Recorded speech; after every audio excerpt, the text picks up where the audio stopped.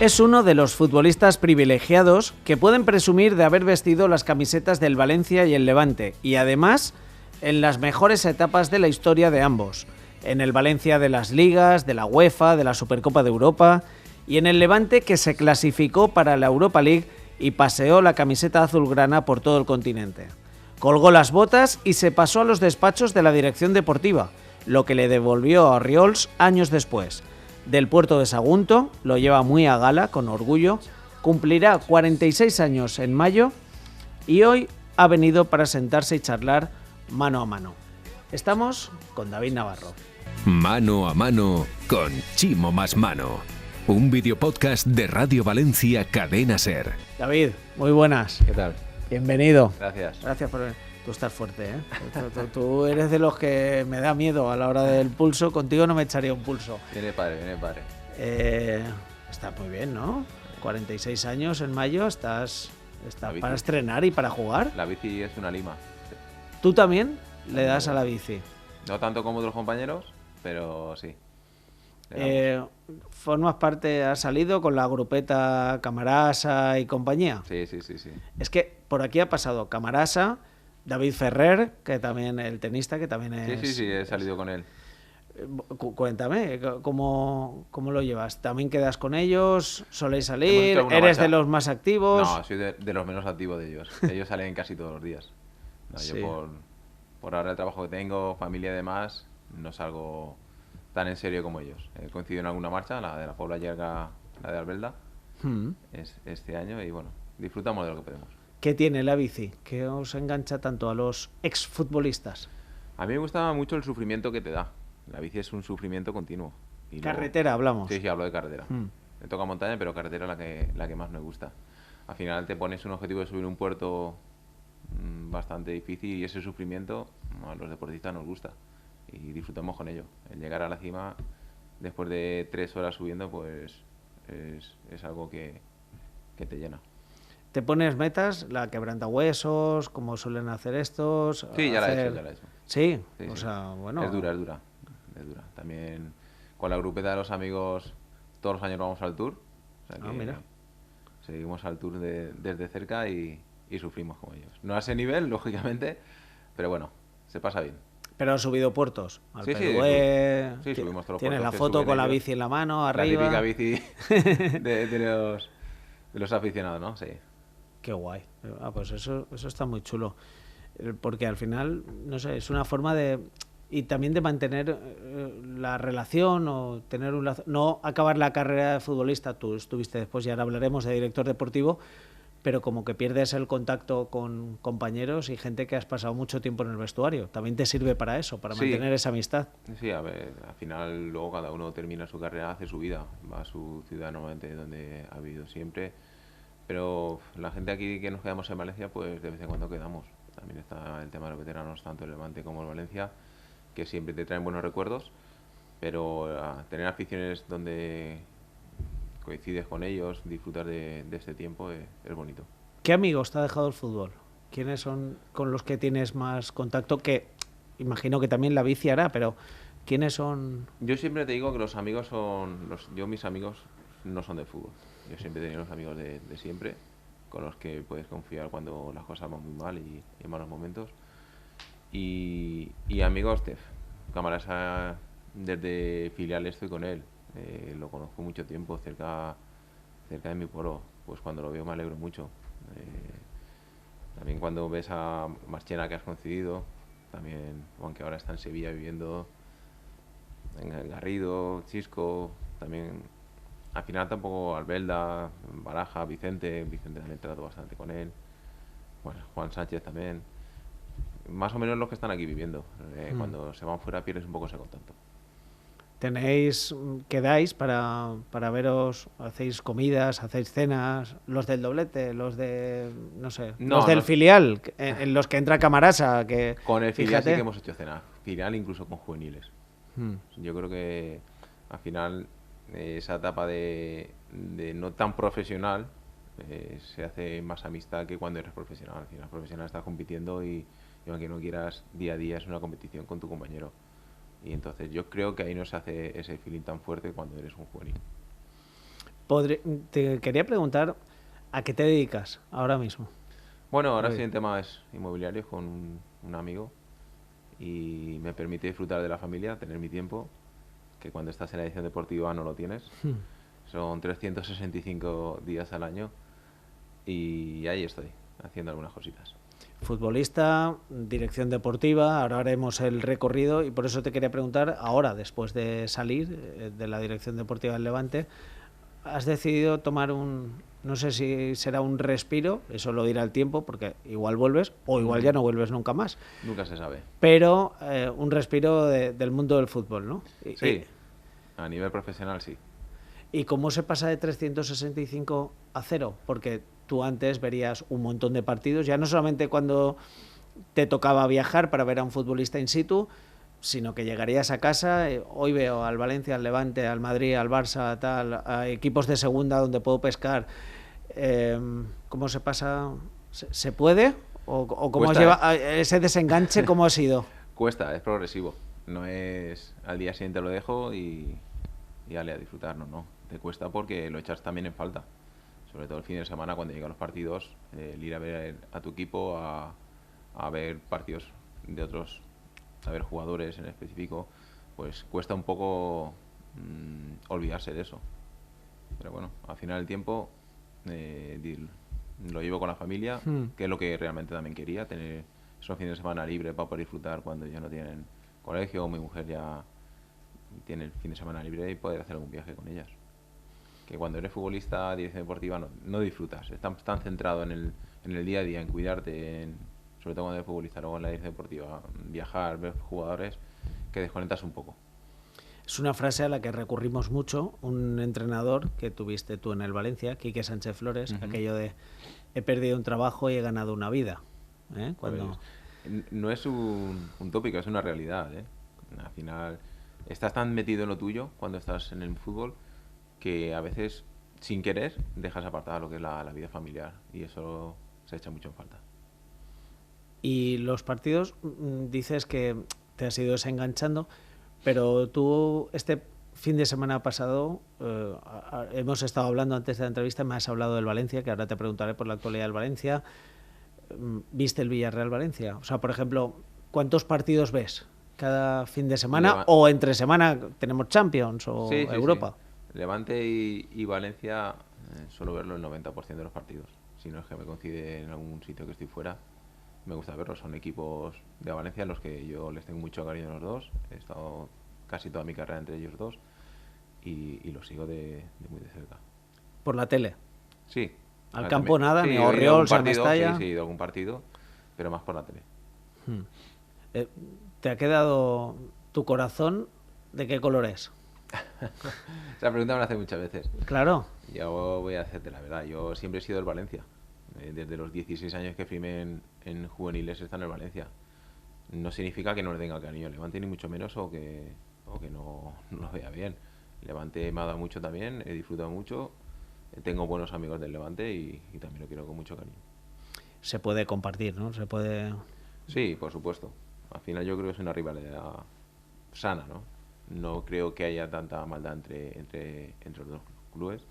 De hecho, cuando yo salí de dirección deportiva y César estaba en el Valencia, hemos intentado colaborar con jugadores y sin ningún problema.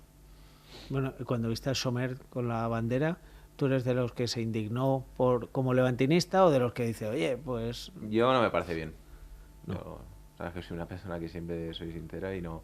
Esas cosas sobran. Sobran sobre todo porque, primero, un respeto a un equipo de tu ciudad, sabiendo la cercanía que hay, y porque tampoco hay mucho que celebrar para el Valencia ahora mismo.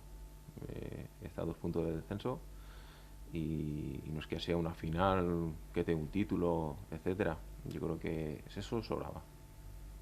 Sobraba eso y luego los botellazos también, todo, obviamente. Por supuesto, escucha. Claro. Ni una cosa ni la otra. Al final siempre tiene que haber ese respeto.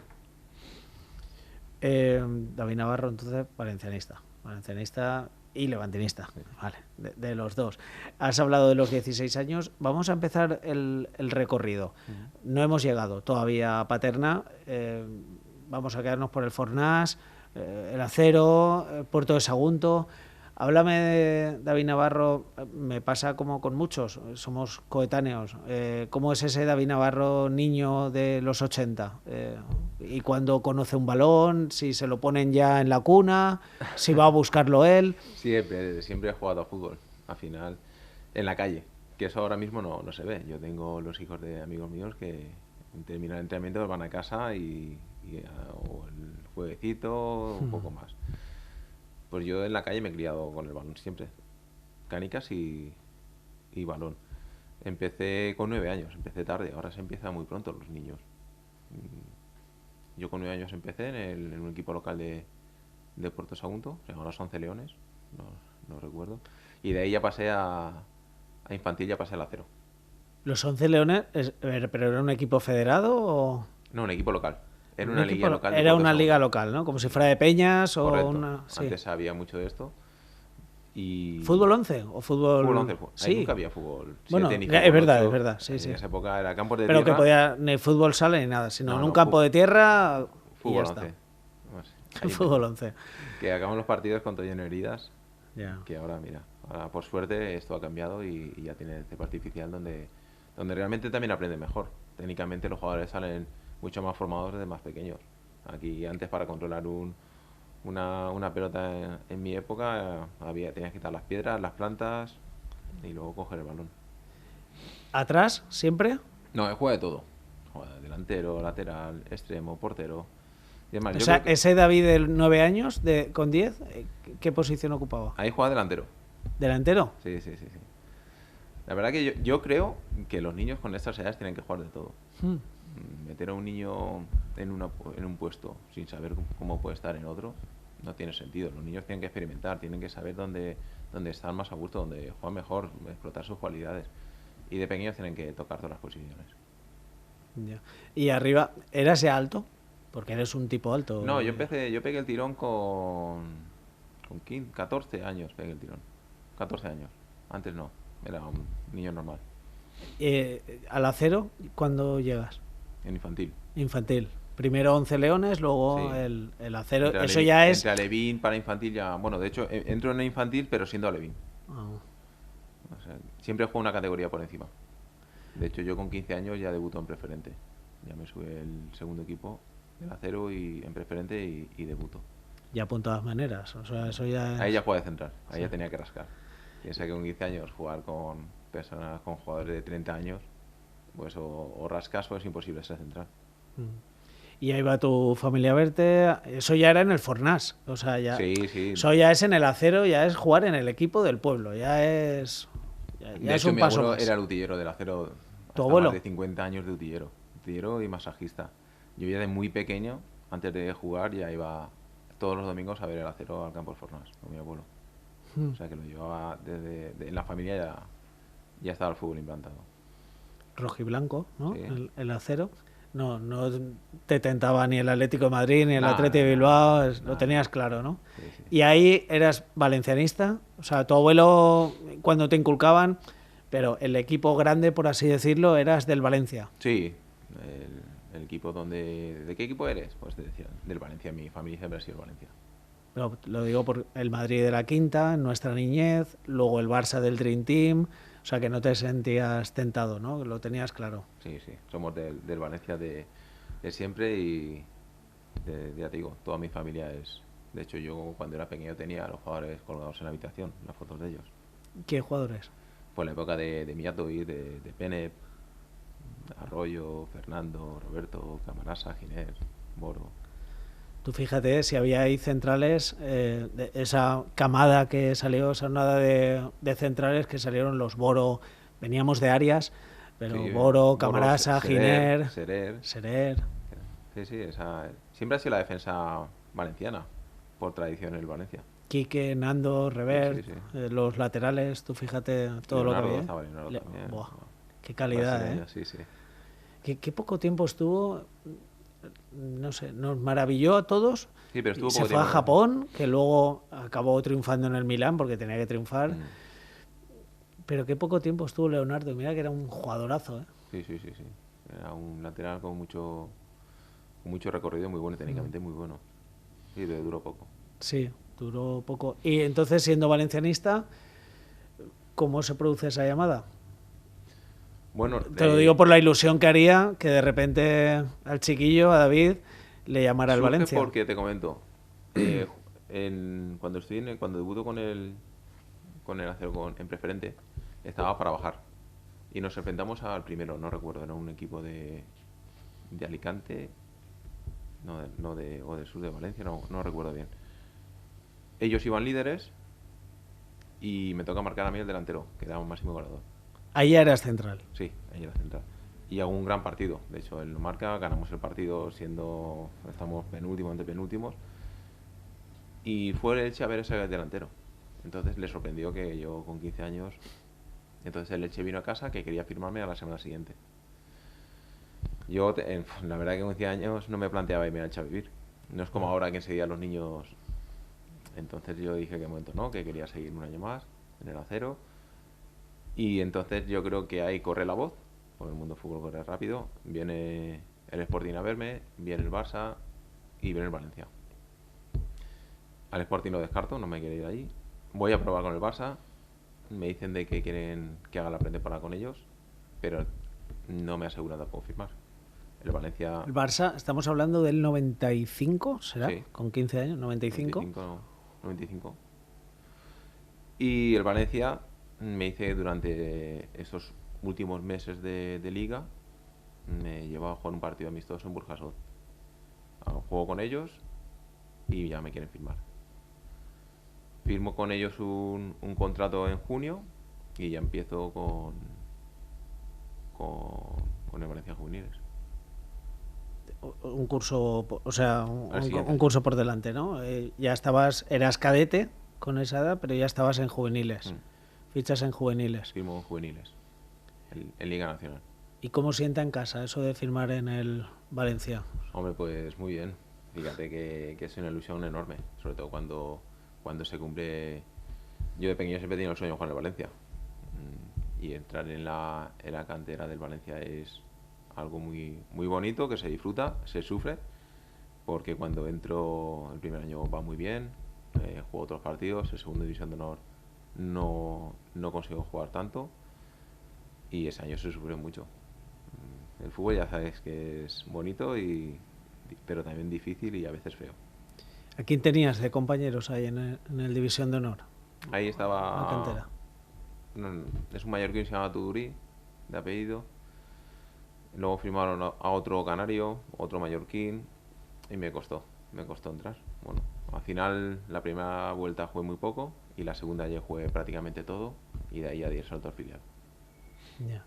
Y el filial es un filial, yo recuerdo, porque siempre recuerdo de verte jugar en el Beltrán Baguena de Buñol, porque es un filial que baja a tercera división y el Buñol 30 y tantos años después consigue ascender en el 99 a tercera, se mantiene 2 años y en uno de ellos estaba con César Ferrando, Sí. estabais. Yo estuve un año en el filial con Rielo, ¿vale? Estando en segunda vez, se baja Eso. a tercera y entra Ferrando. Entra César y ahí estoy 2 años con él. Y ese es el año que me dices tú. Con Jandro, Con Jandro, con Chimonguís, con San Julián, Merino, Simón es, Albiol. Sanju, Albiol, el hermano mayor, sí, Miguel. Y con Rangel de portero. y con 2 chavales que aparecen allí, Camarasa y Javi Navarro, por circunstancias distintas, pero Eso fue el año con Rielo, con Rielo. el año O sea, que se baja. ¿cómo- Y Serer. y Serer. O sea, ¿cómo es eso para ti? Tú que eres el joven en proyección, que eres quien tiene que estar en el filial, a de repente aparece Camarasa por sus problemas con Cooper, Javi Navarro porque se está recuperando, Pep Serer por otras circunstancias. ¿Cómo lo llevas tú? Lo llevo bien porque al final aprendes, aunque no juegas realmente. Yo justo no los que juegan el domingo, pero eran 3 jugadores que ya venía de tanto Serer como Cámaras allá de pasadas. Javi Navarro aún alarga la carrera, pero donde se preocupaban mucho por nosotros, donde nos enseñaban cada partido, cada entrenamiento, fuera del entrenamiento del vestuario, y eso Eso es un máster, o sea, encontrarte Es un máster. a Paco Camarasa, que Es un máster había acelerado. sido un ídolo para... Yo ahí tenía 19 años y es un máster acelerado donde a mí me sirvió muchísimo. Luego tuve la suerte de que Camarasa se quedó con César, de segundo. Sí. Y por eso de ahí la amistad que tengo con Paco y lo que realmente me ayudó. Eres una especie... Camarasa vino aquí y en el capítulo número 4, como no podía ser de otra manera, en el 4 y nos dijo que él era una especie de sucesor de Arias, que lo padrinó. ¿Tú te consideras una especie de sucesor de Camarasa como canterano? Bueno, hay una Sí, ¿no? similitud. Misma posición, siendo capitanes, pero Camarasa ha conseguido mucho más que conseguí yo a nivel futbolístico. Él ha estado muchos años en la selección española, muchos años de capitán, y no en títulos, porque en títulos sí que he tenido yo la suerte de estar en el mejor Valencia de la historia, donde se consigue la UEFA Ligas, pero Camarasa ha sido un referente y lo será siempre en Valencia. Tú mismo me vas dando pasos, vamos a ese mejor Valencia de la historia, sí, porque estás en el filial, te conviertes en un jugador importante, ya era cuestión de tiempo que Rafa Benítez mirara atrás y dijera, o sea, mirara al filial y dijera para arriba. ¿Cómo es ese momento? Sucede Pues mira, yo juego un amistoso con Cooper ya, con Cooper. contra un triangular en verano, que faltaba central, me llaman a mí, ahí en Villarreal. Y ahí empecé ya el primer partido, no oficial, pero ya empecé a tocar el primer equipo. Luego ya con Benítez, sí que subo más a menudo el primer año, de hecho juego 7 o 8 partidos, no recuerdo bien. Y la verdad que a mí me ayudó muchísimo en el día a día Benítez. Yo recuerdo que yo técnicamente no era muy bueno, nunca lo he sido, ¿no? He dejado que lo dijeras tú, pero bueno. No, bueno. Eso jamás se lo diré yo a un futbolista, que no tenía calidad técnica. No, ¿Quién soy yo para decírselo? Es broma, ¿no? Pero bueno, yo tenía que mejorar. A nivel físico estaba muy fuerte y no tenía mucho que mejorar, pero a nivel técnico siempre hay que mejorar. Y más cuando entras en primera división con el ritmo de balón que hay. A mí me citaba Benítez, él, no el auxiliar ni el segundo, él, y estaba una horita antes del entrenamiento en la mítica jaula de la ciudad deportiva, y me hacía ejercicios técnicos con él. Luego me los grababa, me los enviaba y me decía qué es lo que tenía que mejorar. Me enviaba movimientos tácticos de los centrales por mail. O sea que ya iba, fíjate, Benítez en esa época lo adelantado que iba. Si dicen que algo tiene el agua cuando la bendicen, pues, por eso Benítez sacó el jugo que sacó al equipo, pero ya no solo al equipo, sino a los jugadores, porque con Benítez pasa como con otros entrenadores, que es un gran entrenador es el que saca el máximo partido de sus futbolistas y los hace rendir al máximo nivel individualmente y, por supuesto, en el colectivo, porque al final tenéis que ganar partidos. Pero es que para conseguir lo mejor de un crío del filial, ya no hablo de Ayala, de Pellegrino, de Baraja, de Albelda, de un crío del filial que era David Navarro, preocuparse y perder ese tiempo, que no es perder, sino invertirlo. Sí. No es fácil, no te lo esperas.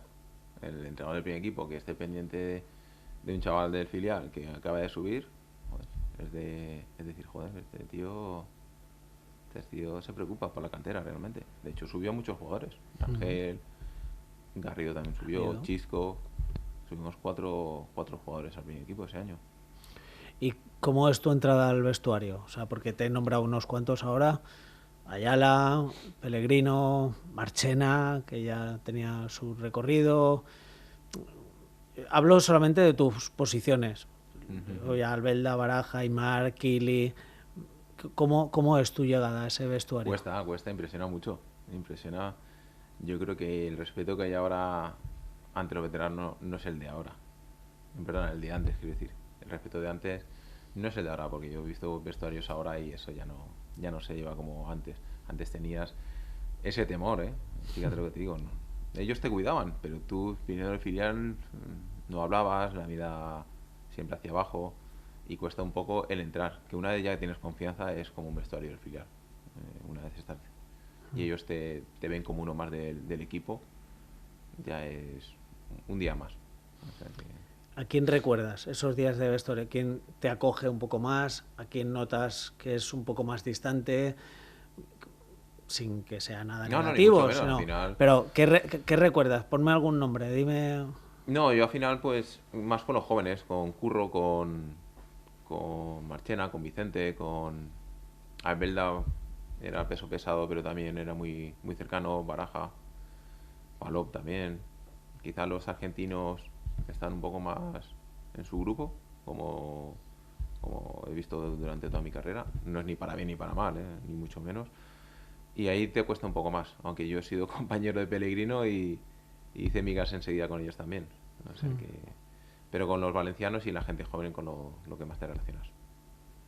Como era Ayala, ahí en la distancia corta. Bien, Ayala muy bien. Ayala no era una persona que te hablase mucho, tampoco. Ahí siempre resalto la labor de Pellegrino. Pellegrino siempre para mí ha sido un entrenador en el campo. Es el que siempre estaba corrigiendo, el que te hablaba y el que más se preocupaba. De hecho, fíjate como entrenador lo que ha sido, ¿no? Es un enfermo de fútbol y ya se veía en el terreno de juego. Y poco a poco te vas haciendo un hueco. Es un Valencia que tiene mucho mérito, porque no es un Valencia, con todos mis respetos, como el de ahora, que fíjate cómo está, sino estás en el mejor Valencia de la historia, que va hacia arriba. Ahora ya lo vemos con perspectiva, esos 5 o 6 años son mágicos, del 99 a 2004, y tú estás ahí. O sea, que tiene mucho mérito, me imagino, el no salir y el no caerte, sino mantenerse. Ser un hombre importante, no el canterano fugaz, que Sí. hemos visto muchos canteranos fugaces.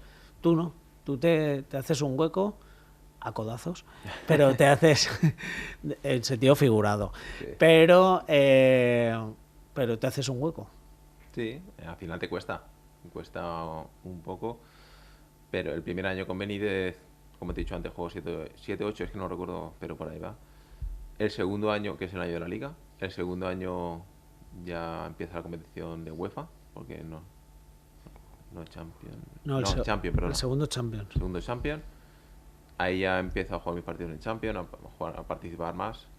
El año del doblete ya juego alrededor de 20 partidos. Y ahí empiezo un poco a tener ese sitio, ese estatus en el equipo. Ya con Ranieri soy titular prácticamente todos los partidos, desde la final de la Supercopa. Y ahí es donde, como tú dices, me hago hueco y me hago un jugador que ya se asienta en el Valencia.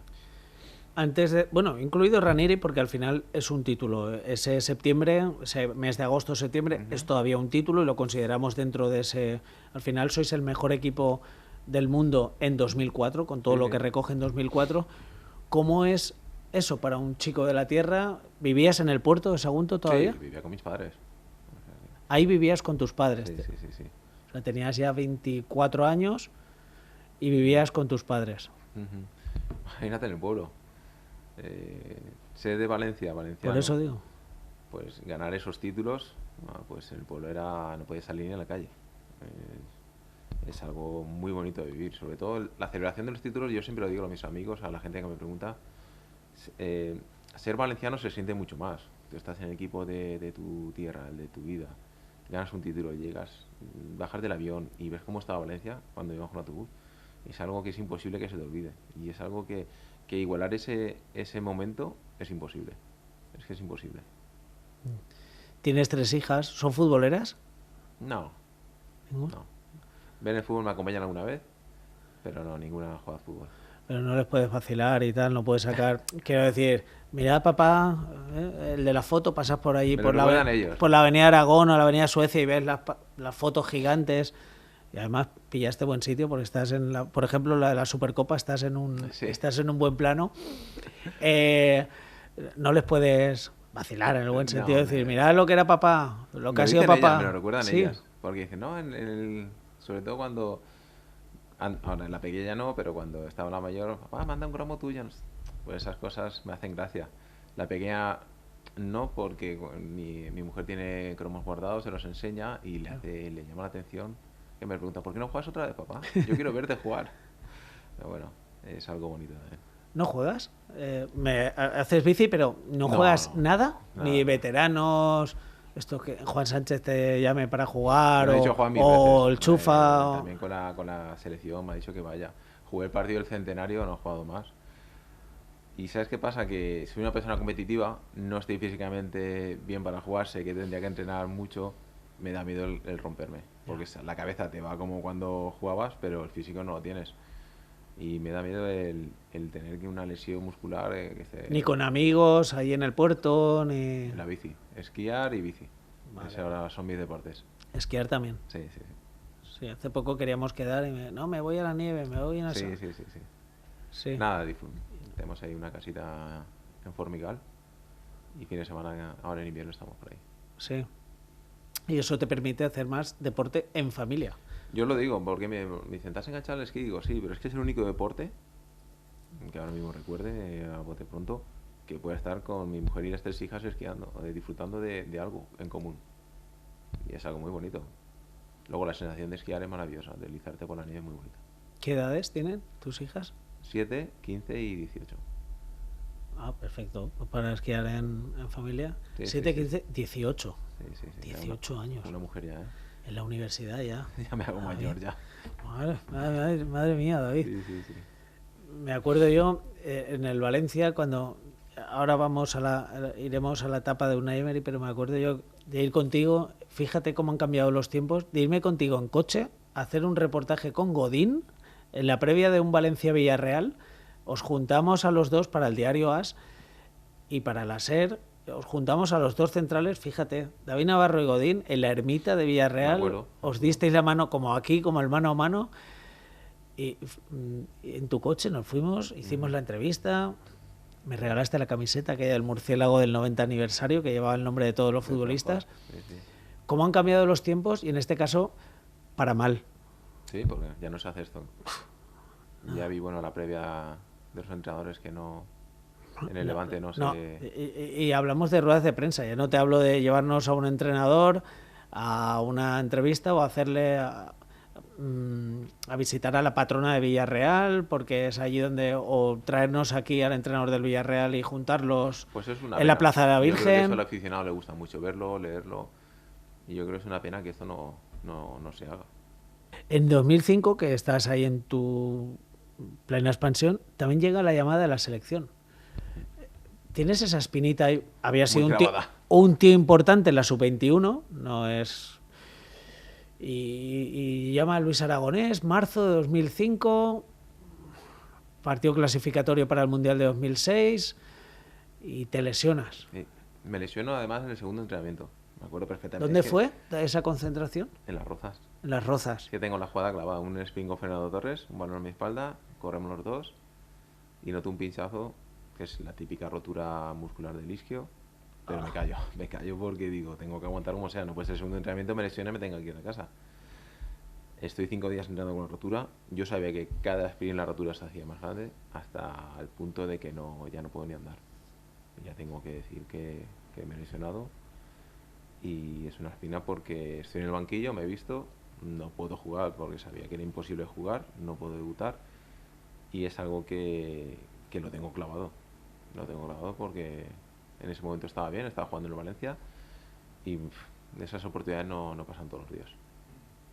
De hecho, ahora lo mismo, con la perspectiva del tiempo, no fuiste a la selección, no fuiste internacional. Se juntó todo también porque al año siguiente entró Quique, ya empecé a no jugar tanto ese año, y en el 2007 ya salí cedido.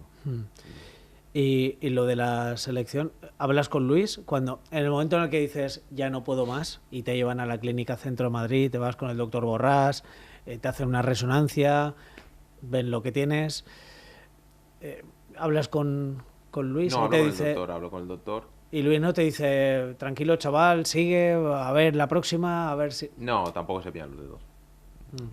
Los seleccionadores tampoco, los entrenadores no se pillan los dedos así tan fácil, no te van a prometer algo que luego no puedan cumplir. Es lógico.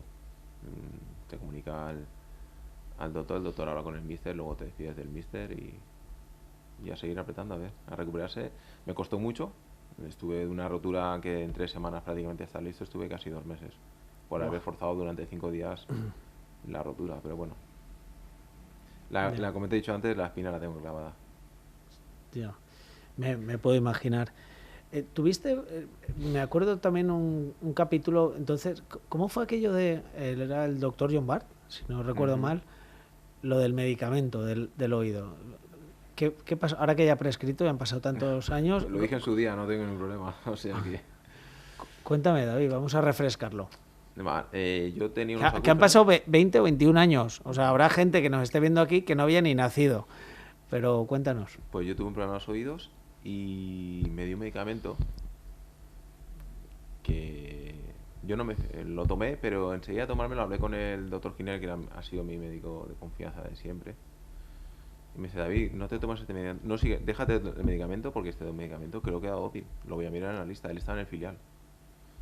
Y enseguida me llamó, este medicamento da doping. Y digo, no me digas eso, porque me he tomado casi media caja de medicamentos.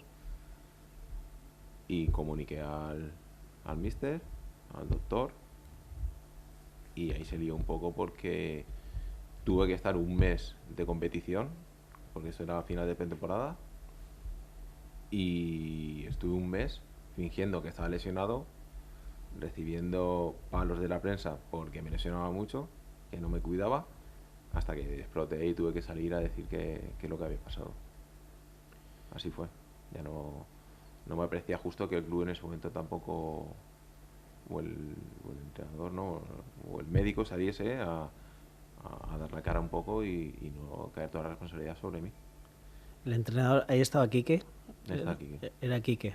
Y pasa eso. Una de las cosas que filtraban, de lo que dice, no, es que a este le gusta mucho cazar. Eso fue, al final se me han puesto eso encima, y no es así, y yo no cazo en mi vida.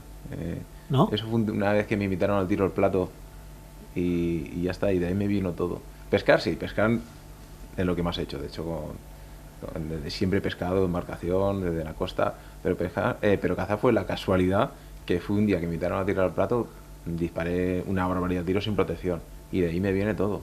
Es que decían, sí, lo del oído, ¿por qué no cuenta que es porque caza y tal? No, pues, dentro de ese fuego, nunca mejor dicho, dentro de ese fuego cruzado que había ahí, los palos que tú dices, sí, a los sí, que sí, te sí. referías. O sea, que no eres... ¿Qué va, qué va? Jara y Sedal, ¿no? No, Tu padre sí. Mi padre sí que ha cazado, pero a mí nunca me ha gustado la caza. Yo pescador sí, me gusta pescar mucho. ¿Y después no te ha gustado la caza? ¿No te has No. sacado licencia de armas, por ejemplo? Me No. la saqué, pero... Claro, porque si no podía disparar al tiro al plato tampoco. Pero no he cazado. No he tenido la afición de cazar. Lo que sí te gustan los toros. Eso sí...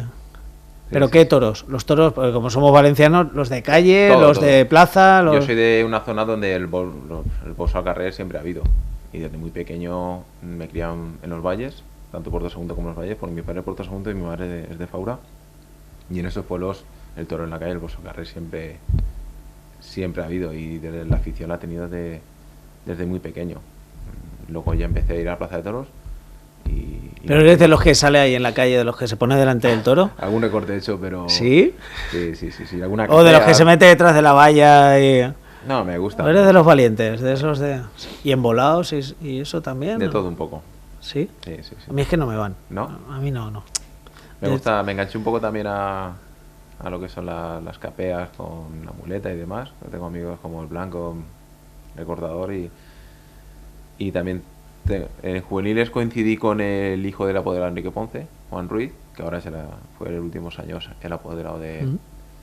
Y me ha invitado a su finca, hemos disfrutado también de los toros. Sí, tú te has puesto delante de un toro en capea No, y tal. no. Pero ¿has cogido alguna vez? Sí, la muletilla. O sea, Sergio Ramos lo hemos visto alguna vez, o han dicho que Joaquín también. Joaquín ya iba a otro nivel, ¿eh? Sí. Joaquín ya me han enviado vídeos de matar toros de verdad, ¿eh? Ojo, ¿eh? A puerta cerrada, pero toros de corrida. Miura de esos de Toros 400, 500 kilos. Correcto. Pero Joaquín, ¿Tú eso no? No. No sé, digo yo que Ahí sé. no me meto yo, que te No, jodo y sobre mucho. todo que llevas años retirado. Igual me dices, pues el año pasado No. tuve la oportunidad de hacer no sé. He tenido oportunidades porque me han invitado, pero para ahí están los profesionales para eso. Zapatero a sus zapatos. Pero sí que has cogido una Sí, pero con becerritas. capea. Donde la barajo la mano, o sea. Pero bueno, es bonito la sensación de poner una muleta y que un animal tan pequeño ya tenga el instinto de seguirla y de topar es muy bonito. O sea, tú que en el debate taurino tauromaquia sí, tauromaquia no, sé dónde situarte, o sea... Sí, no, conmigo está claro. Sí, al otro lado de la barrera, ¿no? Delante del toro. Sí. Son aficiones que no se tienen que perder, pienso así. Pero bueno, cada uno es libre. ¿Te puedo hacer una broma? O sea, de mal gusto. Lo de recortador, si te vino bien cierto día de marzo... Todo suma, ¿no? Sí. El momento que borraría de mi carrera, ¿sabes? En esos momentos que no lo piensas, si lo piensas no lo haces. No tengo ningún problema en hablarlo, siempre lo he dicho, pero también eres joven, no tienes la madurez. Es un partido de mucha intensidad, ya allí ya se vio con mucha intensidad, la vuelta fue aún más. Y yo siempre digo que yo no fui el que empezó la tangana, fueron ellos. Hubo un cruce ahí de una pelea común, donde yo me equivoqué y quizás di demasiado fuerte. Y ahí salió ya del todo. Pero, ¿qué pasó? Ahora con la perspectiva del tiempo, ¿qué pasó por tu cabeza? ¿Qué viste a tu amigo Marchena y a Joaquín abrazándose y que les atacaban? Mucha con ellos, teníamos una... Tú estás en el banquillo. Yo estoy en el banquillo. De hecho, yo estoy con Curro en el banquillo y con Asier, y ya nos íbamos a ir. Nos íbamos a ir de cara... Y es cuando se lió todo. Nosotros acabamos el partido, nos levantamos para... Bueno, eso que te levantas del banquillo, estás ahí. Y es cuando se lía todo. Se lía todo porque... recuerdo que es un balón bombeo al final, pita el partido, pero Burdizo se cree que pita falta. El balón le cae a Joaquín tiene la pelota, ve a Burdizo que va por la pelota diciendo si acaba el partido, no sé a qué viene. Entonces se la tira por encima. El otro se gira a coger la pelota a Marchena y Marchena se la vuelve a tirar por encima a Joaquín. El otro se le cruzó los cables, imagínate. Y se lió a puñetazo limpio. O sea que... Y a mí me dio... Bueno, fuimos todos para allá. Lo que pasa que ya lo vi tan cruzado a él que se me cruzó a mí y pasó lo que no tenía que pasar. Pero bueno, fuimos sancionados muchos, no solo yo. Burdizo, Córdoba, Marchena... A los clubes les metieron un paquete económico, la UEFA también importante. De hecho, tuvimos un juicio en la sede de la UEFA, en Suiza, donde nos reunimos antes. Yo estuve hablando con Burdizo. ¿Sí? ¿Hablaste con él?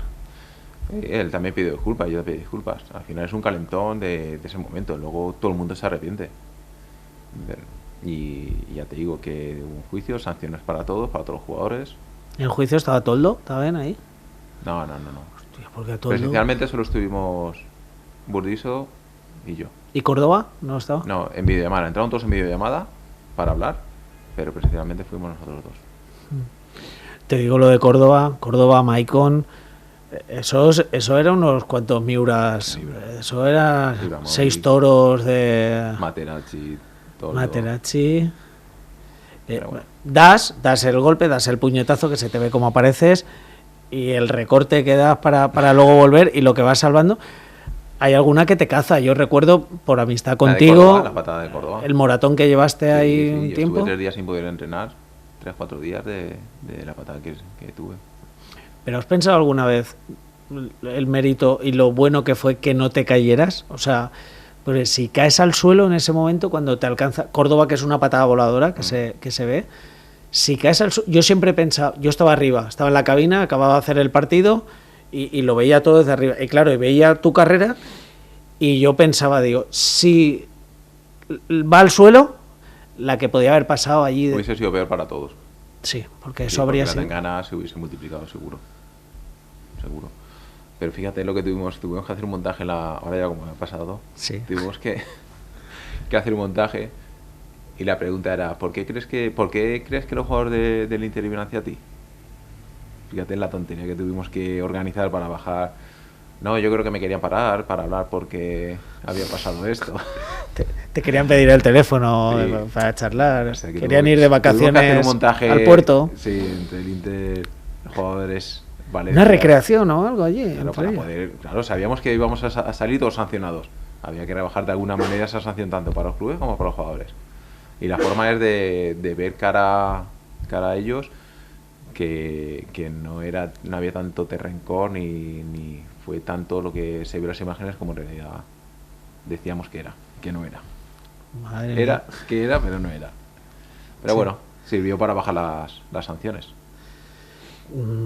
Y luego en el vestuario, cuando te metes, ¿cómo es ese rato? Descríbemelo ahora que ha pasado tanto tiempo, David. Que ¿te sientes refugiado, a salvo, esperando que Toldo no arranque la puerta? Porque hay una imagen de arriba, de una cámara de seguridad. Se ve cómo se quita como 2 plumas a los Prosegur que estaban en la puerta. Si llegan a pero- entrar al vestuario... No, entro al vestuario, lo que pasa, ¿has entrado al vestuario del equipo? Sí, sí. Sabes que subes las escaleras, tienes a mano derecha los fisios, tienes los bancos y luego tienes un huequecito detrás. Yo estaba sentado ahí, cabeza abajo. Pero Toldo solo sube las escaleras, se asoma y nada más. ¿Qué hubiese pasado? Pues no sé. Algo bueno no hubiese pasado seguro. Tú estabas cabeza abajo porque te dabas cuenta de lo Porque que había pasado. en ese momento ya me di cuenta de la metedura pata que había pegado. O sea que, pero bueno, ya está hecho. ¿Cómo recuerdas aquella noche? Irte a tu casa. ¿Con quién te fuiste a casa ese día? Fui a casa de mis padres, yo ya vivía solo.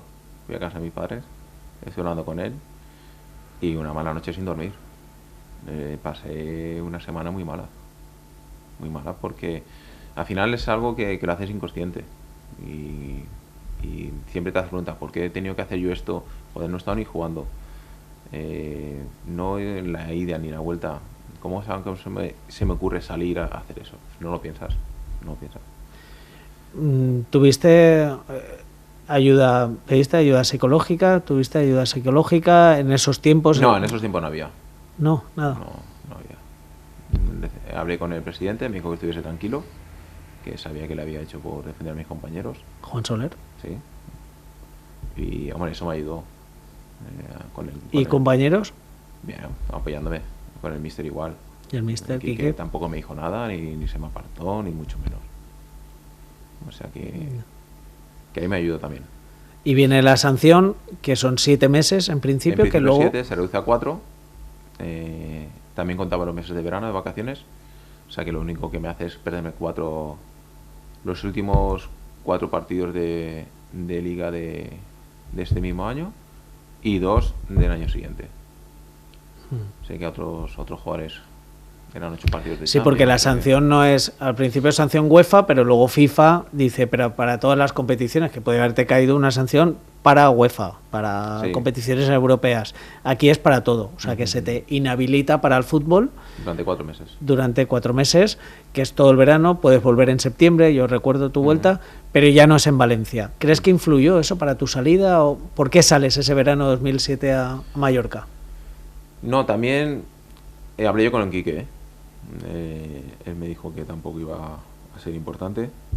Yo venía de la época de jugar. Ese año con Quique no jugué mucho. Entonces ya no creo realmente que perjudicase para tomar la decisión de salir cedido. Yo también creo que no podía venir de jugar 30 y pico partidos con Neri a jugar 5 o 6 partidos prácticamente y otro año más con Quique. No tenía sentido estar. Ya. Yo pedí también a mi agente que hablase con el club para poder llegar a una cesión. Necesitaba jugar, tenía 25, 26 años y tenía edad de jugar. Solo una cosa, por terminar con lo de antes. ¿Tus hijas alguna vez te han preguntado por lo del Sí, Inter? Claro. Pero yo no le doy la importancia que tiene. Le digo la realidad. Son cosas que no hay que hacer. Pues una equivocación, un momento de calentón y ya está. No, por si si te provocó una situación violenta, tener que explicárselo o Hombre, simplemente... no es algo bonito, Ya, claro. lógicamente. No es algo de que tú estés contento de que te haya pasado. Lo primero que dices es que eso no hay que hacerlo. Que es un error, como te digo, es un error y que no se tiene que... Y así somos los humanos, que a Así veces es. cometemos fallos. Mientras no lo vuelvas a hacer. Y en el Mallorca renace David Navarro. ¿Qué ha supuesto para ti esos 2 años, cesión de 1 año, que luego son 2? ¿Qué supone para ti Mallorca? Mallorca para mí fue muy importante. Son 2 años muy buenos con Manzano, donde jugué... Me costó un poco al entrar, lógicamente, porque llegué faltando 15 días para empezar la liga. De hecho estaba Ballesteros, de central. Y hasta que no pasa la mitad de la primera vuelta no empieza a ser titular. Ya cojo el sitio con Nunes, hacemos pareja. Y... Buena pareja, ¿eh? Sí, sí. Lunes. Y ahí Mallorca está muy bien. Este año fue muy bueno, fue el año de Huiza, de Ibagaza, de Arango, donde casi nos metemos en UEFA, somos capaces de ganar en el Bernabéu, en el Camp Nou. Es un año muy bueno. Continúo otro año más y es lo que me hace jugar más de 50 partidos en 2 años en Primera División. Con esto consigo que el Valencia, Juan, segundo año de Emery, ya diga que me quede. Eso es, viene esa etapa y vuelves al Valencia y ya vuelves, te lo has ganado, o sea, vuelves y con Emery es otro Valencia, ya no es el Valencia del doblete, porque aún está Albelda, bueno, tú vienes en 2009. 2009, temporada 2009-2010. Va a ser la última temporada de Baraja, de Marchena, Albelda viene de lo que viene, sí. O sea, ya no es un Valencia del doblete, sino que es el Valencia más Villa, Silva, Mata, que están en ese último año, y es otro Valencia distinto, con Unai Emery, pero es un Valencia ya consolidado y que va otra vez hacia arriba. Y va hacia la Champions, son las 3 temporadas de terceros, y ahí vuelves a estar tú, y vuelves y tienes momento y tienes protagonismo. Sí, de hecho el año anterior, ese fue el segundo año de Emery, el año anterior Emery, yo estoy en año cedido en Mallorca, ese verano vuelvo a hacer la pretemporada, y me dice... que estate tranquilo, que la intención es sacar a Helguera y yo me voy a quedar en el equipo. Pasan los días, yo veo que Helguera no sale, se enquista la cosa por lo que se puede saber y hablo yo con Emilio y digo, mister, vale, entiendo que me quieras, pero yo lo que no quiero el otro año es estar sin jugar. Vamos a hacer una cosa, tienes contrato, vuelvo al Mallorca, que me quiere el mister Manzano, como juego 30-35 partidos, y el año que viene vemos. Y así fue. Hubo contacto durante todo el año con el Valencia. Y nada, acabó el segundo año del Mallorca y ya me quedé en el equipo. Estaba Fernando, todavía director deportivo, Fernando Braulio era la dupla, y estaba Unai. Lo del Helguera acabó como acabó, con los mensajes en la pizarra y todo aquello, y se precipitó. Pero bueno, hiciste bien en asegurar, porque lo del Helguera fue con la temporada en marcha. Sí, fue durante el transcurso. Y al final el jugador tiene que jugar. No sirve de nada estar para mí en un equipo de los punteros de primera si estás en el banquillo o en la grada. El jugador se hace bueno jugando. ¿Y cómo notaste tu madurez cuando volviste a ese vestuario del Valencia, en el que habías crecido siendo un crío y aprendiendo de mayores, a ya ser un tío que ya viene con ciertos galones? Te lo hace el jugar, Chimo. Al final el jugar es lo que te hace madurar. Esa continuidad y el ser importante en un equipo. En el Mallorca conseguí ese rol de ser importante para el míster, para el equipo. Sabes que tus compañeros confían en ti, tú notas cuando eres importante y eso hace pues venir muy maduro y con mucha confianza, que es lo que me pasó a mí. Esos 2 años siguientes en el Valencia fueron muy buenos, donde ya era capitán y conseguí ser un peso pesado de lo que hablábamos antes en el Valencia. Vuelves a jugar la Champions.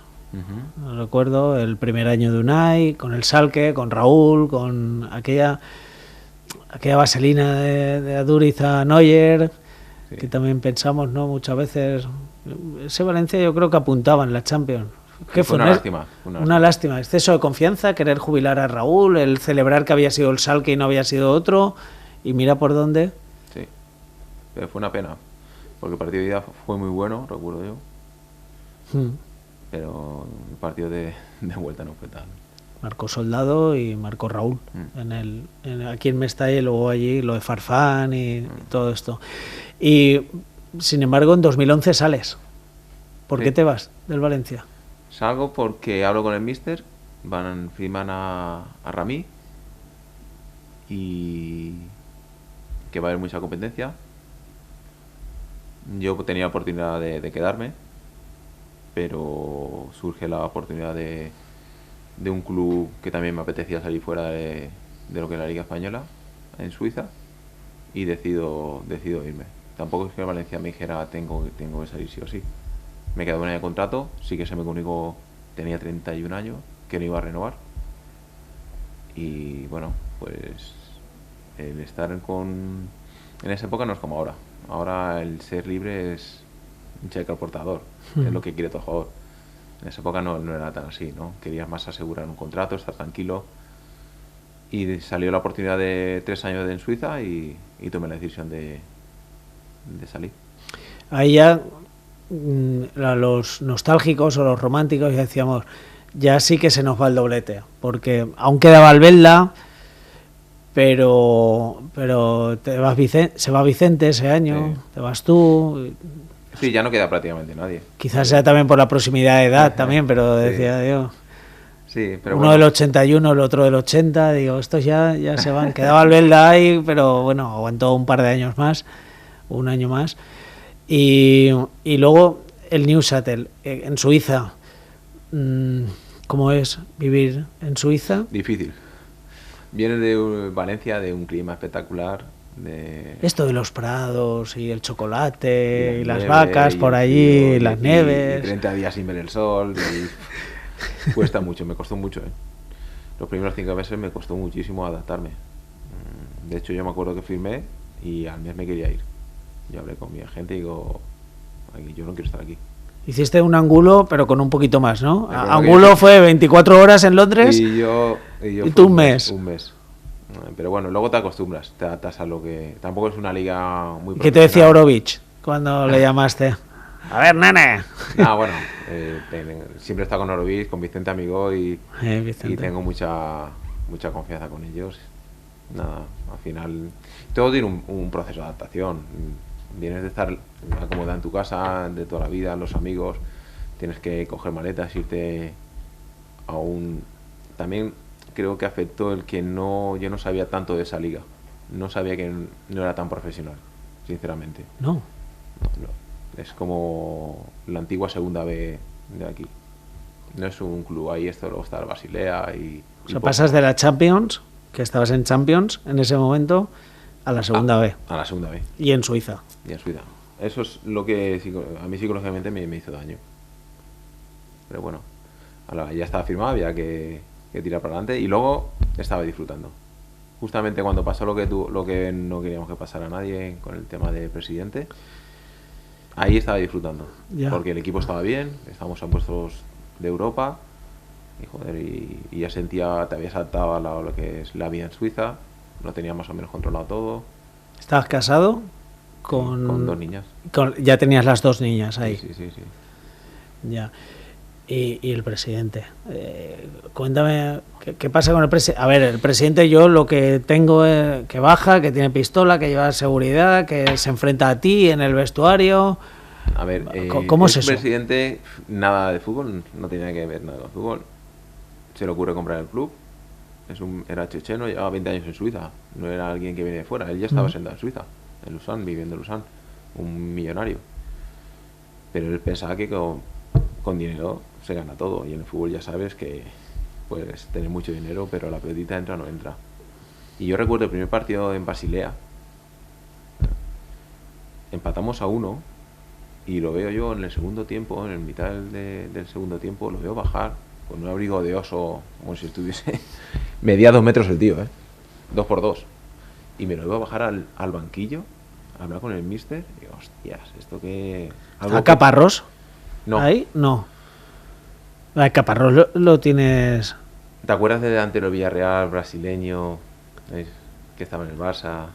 Giovanni. Sonny Anderson. Sonny Anderson. Tiene buena memoria, digo, voy a poner un poco a prueba. El de las pistolas, Sonny Anderson. Este era el entrenador. Y baja y le dice que haga cambios. Y le dice que no. Y a la segunda jornada se lo carga. Me coge a mí, me dice, quiero que seas jugador y entrenador. Digo, ¿pero qué dices? Digo, ¿cómo voy a ser yo jugador y entrenador? Esto es imposible. Y digo, no. Digo, yo no voy a ser entrenador. Yo soy futbolista y olvídate de esto. Y le sienta mal. Y ahí me echa un poco la cruz. Sí, Él por desobedecer su... Claro, él está acostumbrado. Yo creo que Claro. conforme este tipo de gente levanta la voz y se hace todo. Y ahí es cuando entra Caparrós. Eso es, digo, Caparrós entra ahí. Es cuando viene todo el problema este que vamos a hablar ahora que me preguntas. El equipo estaba bien. Convierte un club amateur en un club profesional, revoluciona todo, gimnasios, alimentación, lo que está acostumbrado aquí en España, lo implanta allí, todo muy bien, pero empatamos un partido porque ahí hay doble vuelta, se hacen ida y vuelta antes de Navidad y luego ida y vuelta otra vez. O sea, Pues son 4 vueltas. Son 10 equipos, claro. Sí, sí. Y empatamos en casa también contra Basilea. Fíjate, que el equipo de Champions.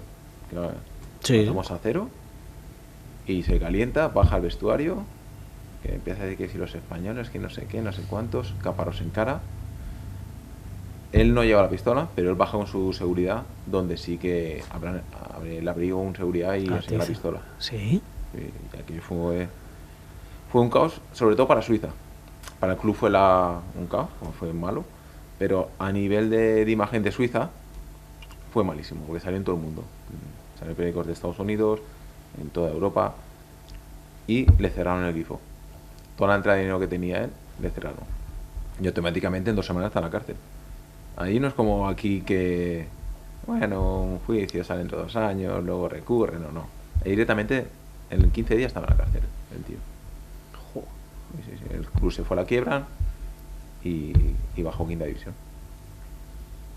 Tú cuando enseñas la pistola, tú dices, pero tú eres un tío chapalante, eres valiente, me imagino que incluso te puedes enfrentar, aunque sea 2x2, aún le podrías buscar un poco de contacto. Pero claro, si el que está detrás, que sería 3x3, me imagino. Así es. Y 2 bicharracos, imagínate. Y abre 2 la chechenos gabardina. Que yo creo que eran militares, pinta de militar.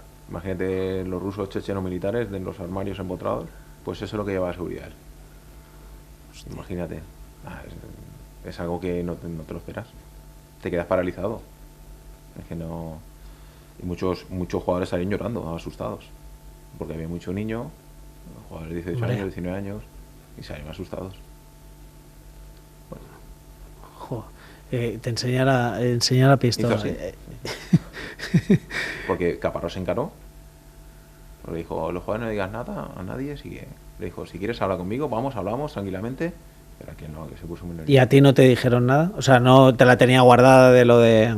No, se encaró con los españoles un poco. Empezó a decirnos... ¿Quiénes erais, los españoles? Vito Sánchez, Arismendi y yo. Pero bueno, una anécdota más del fútbol. Madre mía. Y aparece otra oportunidad de oro en tu vida. Mira, las cosas de una desgracia como esta, que estabas amargado en Suiza al mes, todo esto que vives en apenas, porque todo esto dura una vuelta. Hasta enero, porque hasta enero. En diciembre ahí hay parón, volvemos con el equipo, hacemos pretemporada en Dubái con el equipo suizo, y ahí ya, como no podía pagar, estaba en la cárcel, el equipo entra en quiebra, se desaparece a 5ª división, como te he dicho, lo bajan a 5ª división y quedamos libres todos. Chao. O sea, a ti te tocó la lotería en ese momento. Es una bendición, porque dices, y más aún cuando pasas de Suiza a vivir otra vez en el puerto de Sagunto, porque te ficha un equipo de Valencia. Sí, tenía varios clubes para irme, el Zaragoza, Valladolid, Real Sociedad. ¿Qué fue tu vecino y amigo, Manolo Salvador? Pues recibí la llamada de Manolo y... Manolo es del pueblo de tu madre, de Faura. Sinceramente al principio dije, en Levante no voy a ir. Por el tema de colores y eso. Eso es. Pero lo pasé tan mal en Suiza que lo que quería es estar en casa. O sea, a lo mejor quizás en otro momento no hubiese firmado por el Levante. Pero se dio circunstancias que preferí quedarme en el Levante y ahora veo desde fuera que acerté. He tenido la suerte de estar esos 5 años jugando en el Levante. Es un Levante de segundas oportunidades. O sea, es el Levante que viene de 2008, de los posteriormente Juanfran, pero Ballesteros, jugadores que encuentran aquí su segunda oportunidad y que hacen a un Levante llevarlo a lo más alto. Y tu caso es lo mismo. O sea, eres un jugador que encuentra aquí su segunda o tercera oportunidad para renacer y caes en un club, lo mismo, que no es que va hacia arriba, es que está en lo más alto. Había pasado de estar en el sótano y en el suelo a la temporada que llegas tú, pelear por un puesto de Champions League, que es así hasta las últimas jornadas. Estuvo líder el Levante, prácticamente. Efectivamente. Estuvo líder después de ganar en Villarreal. Y cuando llegas tú, acabas peleando por un puesto de Champions y, como mal menor, un puesto de Europa League, ni más ni menos. ¿Quién se lo iba a decir al Levante? Y tú estás ahí otra vez. Así es.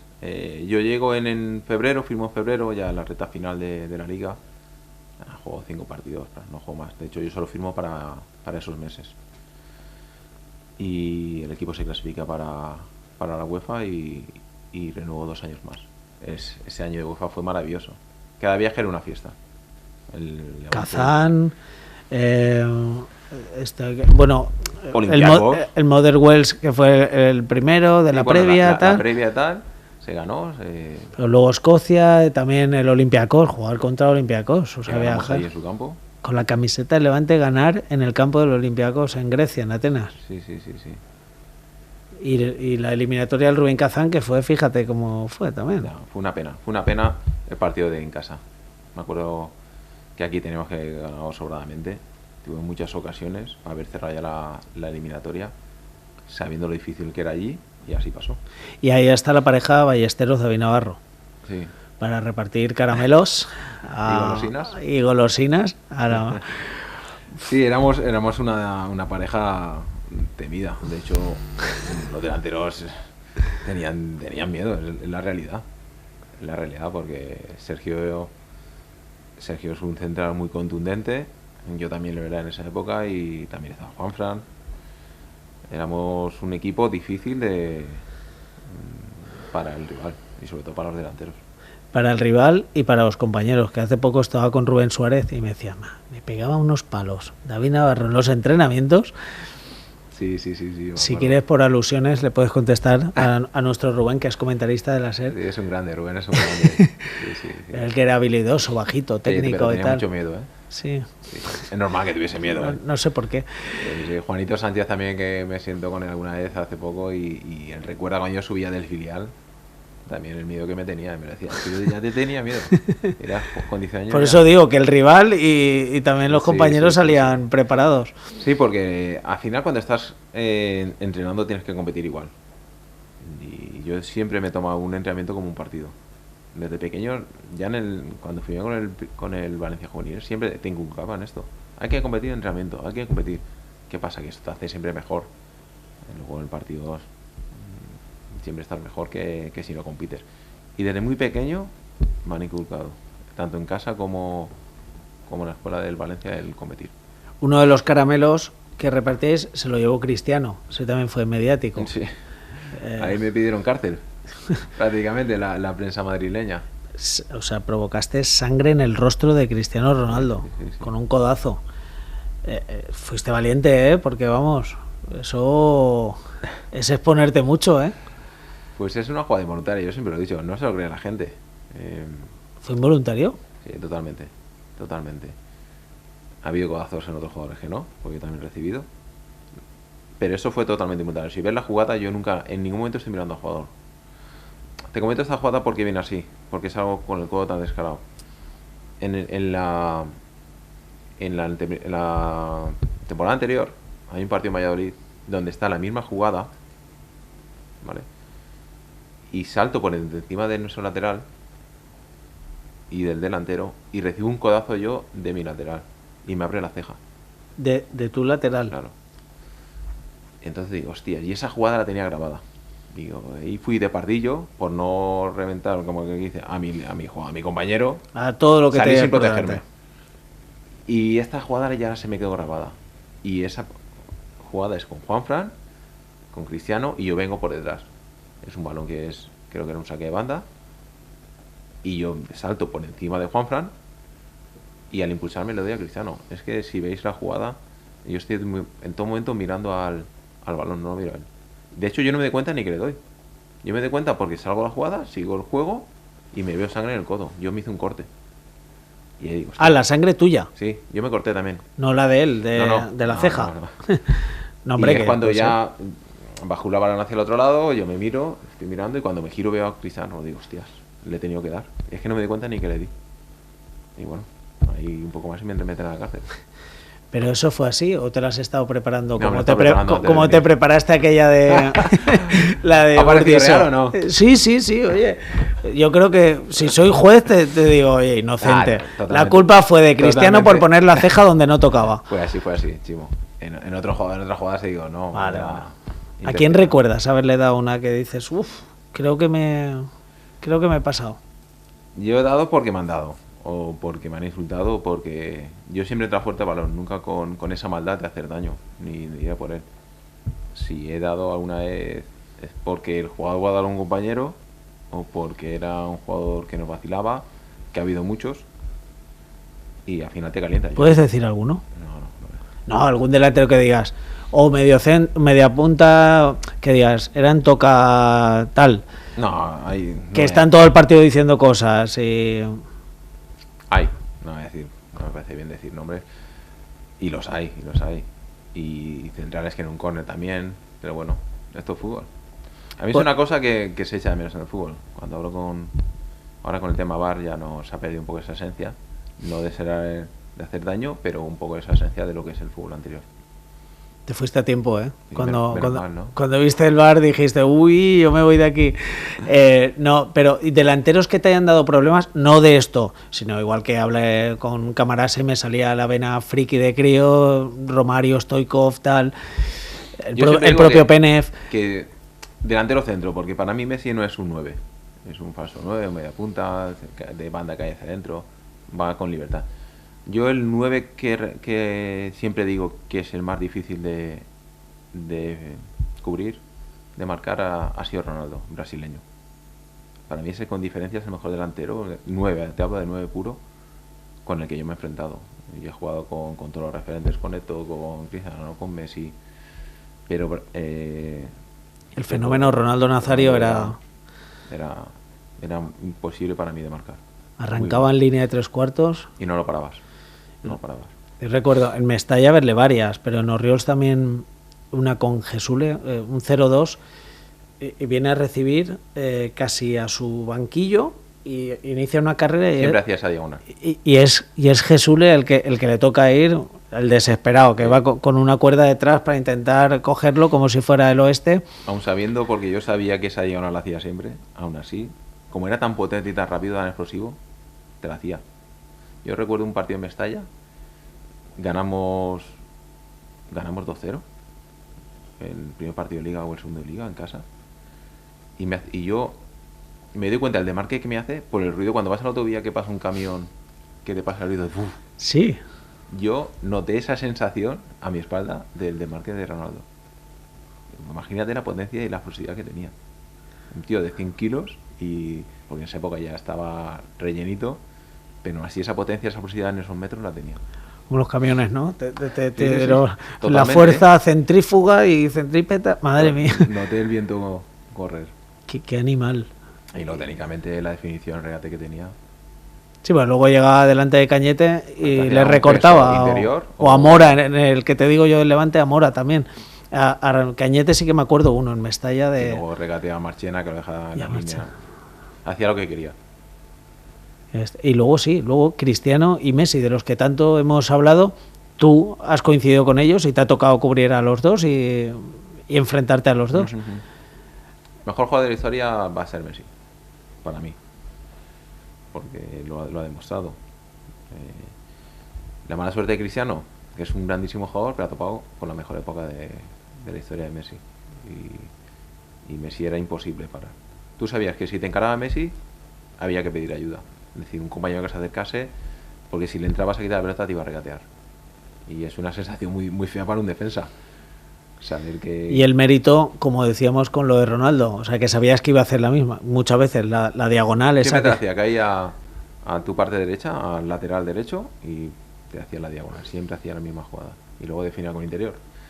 Todo el mundo lo sabíamos, pero todo el mundo sabía que iba a hacer gol, y es así. Y con Cristiano también estuvo lo de la camilla y tal, ¿no? Que lo de Sergio, que también entró allí. O sea pero eso ya viene de atrás, eso ya viene de la temporada de la ida, cuando la famosa carrera de Ballesteros. ¿Con Coné? No, con Cristiano, que le gana, ¿te acuerdas? Le gana a Cristiano, correcto, sí. Era Coné, ese partido lo gana con gol de Coné, es lo que quería decir, sí. Eso es. Y ahí ya viene un pique entre Pepe y Mourinho. Ahí ya viene el pique. Entonces, esto fue el año siguiente cuando viene, se lesiona, los ojos, se lesiona, que pide el cambio, y Ballesteros entra, ve que lo están curando y entra a ver sinceramente. Él lo contó, a ver cómo estaba. ¿Qué pasa? Que ve Pepe que entra y es amigo de Cristiano, entra donde está curando Cristiano, entra y habían 4 o 5 médicos, uno creo que estaba el delegado también o el médico del Levante, uno apaga la luz y Ballesteros tenía cruzado a Pepe y ahí es donde saltaron las chispas. El intercambio de caramelos y golosinas. Y golosinas. Y una cosa, David, lo hablé con Ballesteros cuando estuvo aquí, ya te pilla a ti esa siguiente temporada, esa la de que formáis tándem, lo de Barquero el día del Deportivo de La Coruña. Uh-huh. ¿Qué crees que le pasó por la cabeza a Barquero? Barquero acusó a sus compañeros de venderse y de dejarse marcarse goles contra el Deportivo de La Coruña en un inicio de partido raro y acusa en el vestuario y el día siguiente en Buñol, en el vestuario, mantiene su acusación. Eso a ti te perjudica porque tú eres uno de los acusados, de los que está... No. Bueno, no, a ver, es Juanfran, Ballesteros, está... Pero acusado como que tú estás en ese equipo. ¿Cómo lo vives tú? Pero él directamente acusa a 3 compañeros. Vale, yo recuerdo que de hecho yo hablo con él antes. El portero, Juanfran y Ballesteros. El portero es Munúa, ¿no? Munúa, Juanfran y Ballesteros. Y él me lo dice David, durante el partido dice, ¿qué hacen estos? Y yo me sorprende cuando me hace esa pregunta, porque me sorprende que me haga esta pregunta. Luego habla conmigo después del partido, habla con Iborra, que si habíamos visto algo diferente, algo raro, hemos perdido el partido y ya está, tampoco vimos nada raro. Y él se fue cruzado a casa. Y al día siguiente... Pero él ya en el vestuario, ese día del partido... Ya algo... No quiero seguir jugando, es una farsa... Y al día siguiente Muñol también, pero luego él pide disculpas, Él al principio sí que se encara otra vez, hay una discusión, habla con es que yo me vaya muy bien con él y él me reconoce que se ha equivocado, que ha visto cosas que no son. Digo, coño, deja de pedir disculpas. ¿Tú crees que alguien le llama y le influye a alguien? Yo creo que le influye. También se habló mucho esas previas de partidos, de algo que había pasado anteriormente con jugadores del Levante. Él está un poco condicionado o le llama a alguien.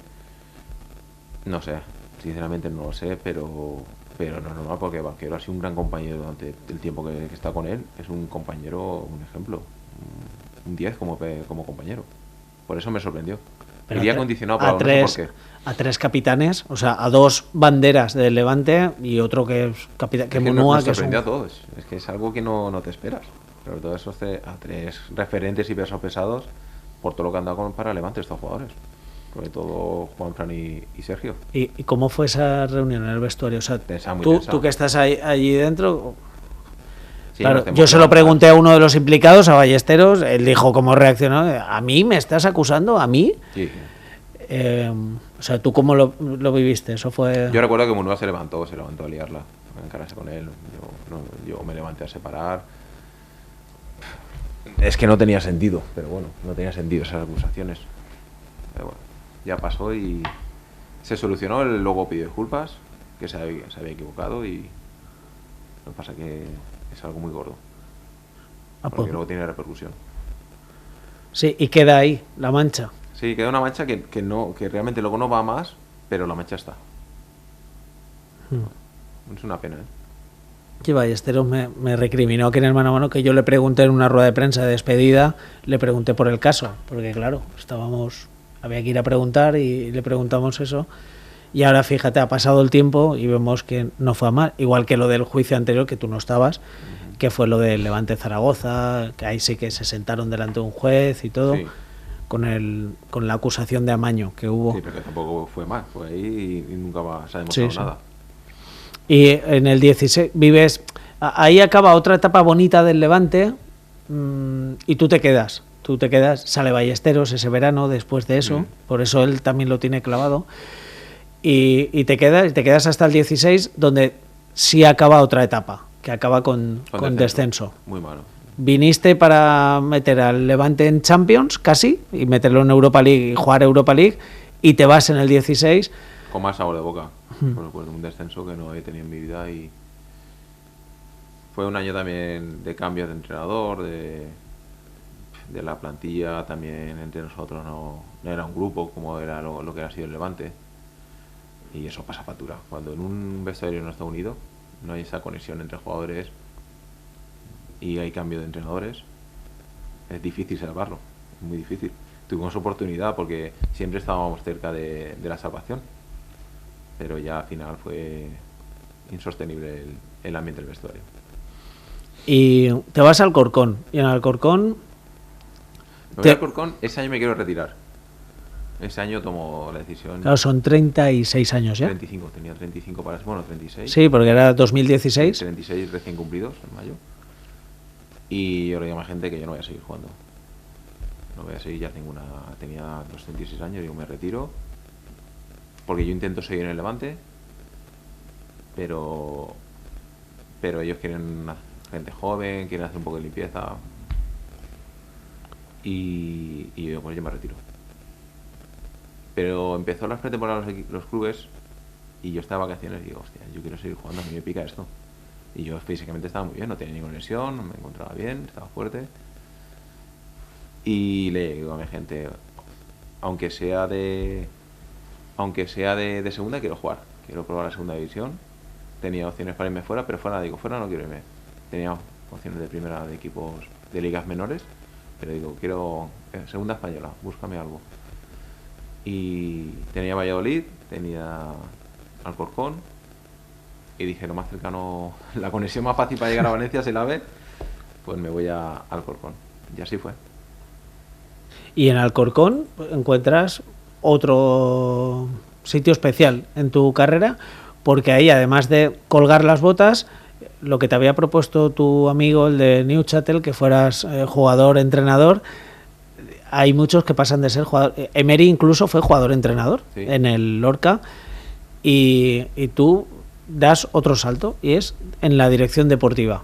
Sí, estoy un año. Encuentras otro lugar en el mundo, ¿no? Sí. Encuentras tu otro trabajo en Alcorcón. Yo estoy un año entero en Alcorcón de jugador, empieza el segundo año de mi contrato, me lesiono en la espalda y está 2 meses ya que me costaba recuperarme por una hernia que tenía en la espalda, que sufrí. Y hablo con el míster, hablo con el director general, con Quique, y se me propone esta posibilidad, que yo decida si quiero seguir recuperándome y acabar el año, o si quiero pasarme a la edición deportiva, que no tenía director deportivo. Y estoy 1 mes, 2 pensándolo, y al final tomo la decisión de dejar el fútbol y pasarme a los despachos. Así fue. Haces una mili para luego volver otra vez a la primera división. Hago un máster. Bueno, máster, sí, sí. Máster porque Alcorcón es un equipo sin presupuesto, pero es cero presupuesto, donde pelear 10.000 euros para un fichaje es como hablar de millones en otros clubes. Imagínate lo que tienes que hacer para poder firmar jugadores. ¿Hiciste plantilla? ¿Habías hecho curso de dirección deportiva?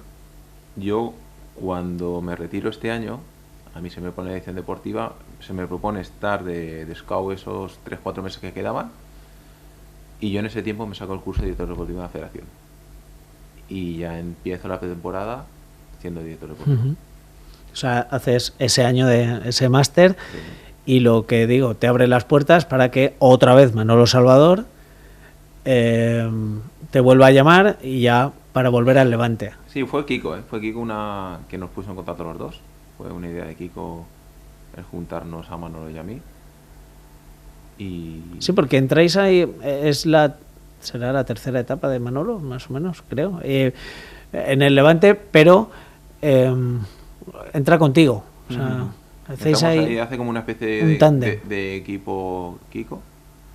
De hecho, no quería ni que estuviese yo por encima de él, ni él por encima de mí, más o menos. Lo mismo. Luego, a nivel interno, es verdad que él tiene mucha experiencia. Yo era mi segunda año de dirección deportiva y yo me apoyaba mucho en él. Yo traje también a Manu, que estaba conmigo en el Levante, en el Alcorcón. Y él trajo Manu es Manu Fajardo, sí, que ahora es director deportivo del Betis. Sí, él estaba de una empresa de alimentación cuando yo estaba en Alcorcón, hice amistad con él y le dije que se viniese a trabajar al Alcorcón. Y él deja la representación para venir conmigo. Le veías hechuras de lo que está demostrando ahora. Hmm. Y así fue el fichaje por el Levante. Ya. ¿Y qué te encuentras? ¿Cómo consideras los primeros años del Levante? Ahora hablaremos del final, pero... Bien, el Levante estaba con Paco, que las cosas iban bien, era fácil. Una plantilla hecha, una plantilla muy buena, donde se jugaba muy bien al fútbol y no había prácticamente que hacer nada ese año. O sea que este año, el primer año, fue muy bonito y de un disfrute. ¿Y cómo eran tus mañanas en Buñol o en el club, en el campo, acostumbrado a cuando trabajas en el Levante y ibas al vestuario? Ahora ya era otro rollo. Sí, pero te choca un poco porque ya me pasó en Alcorcón. Habían compañeros que sabes que has jugado con ellos y de repente estás tú por encima de ellos. Es difícil, ¿eh? Es difícil tomar decisiones, hablar con ellos cuando son malas noticias. Me pasó en Alcorcón. Cuando va todo bien es muy fácil, muy bonito. Jiji, jaja. Pero cuando se tuercen, y como te he dicho antes, hay que tomar decisiones malas para ellos, te cuesta. Cuesta porque hace unos años estabas tú ahí. Sí, porque de entrenador es más habitual que pase un jugador a ser entrenador y coincidan luego cuando uno es veterano y otro joven, pero son decisiones de te siento, juegas más, juegas menos, pero en tu cargo es ¿te quedas a trabajar aquí o no te quedas a trabajar aquí? Sí. O te quedas a trabajar y cobras más, o te voy a proponer que cobres menos y si no que te pires, cuando hace unos meses éramos compañeros que nos cambiábamos al lado y eso cuesta, al final cuesta, pero lo mejor es ir de frente. Yo siempre digo que hay que ir de frente y si yo se lo digo, yo he tenido compañeros que eran compañeros míos de centrales y al año siguiente he tenido que decir que se vayan, pero bueno, el fútbol es así. También se lo han tomado bien, ¿eh? Cuando tú, un jugador, cuando un club, yo era jugador y venía al club de frente o el entrenador, al final lo entiendes, esto es un trabajo y te lo tienes que tomar así. Si no cuentan contigo o hay otro jugador que es mejor que tú o confía más en él y te tienes que ir, pues a otra cosa es así. Y lo del Levante acaba con lo de Javier Pereira. Javier Pereira es un nombre que propones tú, que conocías, que había sido ayudante de Juan Ignacio cuando eras futbolista, sí. También lo conocía Manolo porque estaba en el club. Es un nombre que aparece porque Manolo y yo lo conocemos en la época de Jim. O sea, sabíamos perfectamente cómo trabaja, habían otras opciones que no querían venir. Bueno, el primer paso es cargarse a Paco. Que cuesta mucho, cuesta muchísimo. Cuesta mucho porque Paco ha sido un referente en el Levante, pero nosotros tomamos la decisión porque desde dentro del vestuario no confían en ella. Eso pasa, el fútbol es así. ¿Eso cómo es? ¿Eso lo hablas con capitanes, con futbolistas? Tienes que hablarlo. Al final, la decisión de que un entrenador siga o no, para mí los jugadores tienen mucho que ver.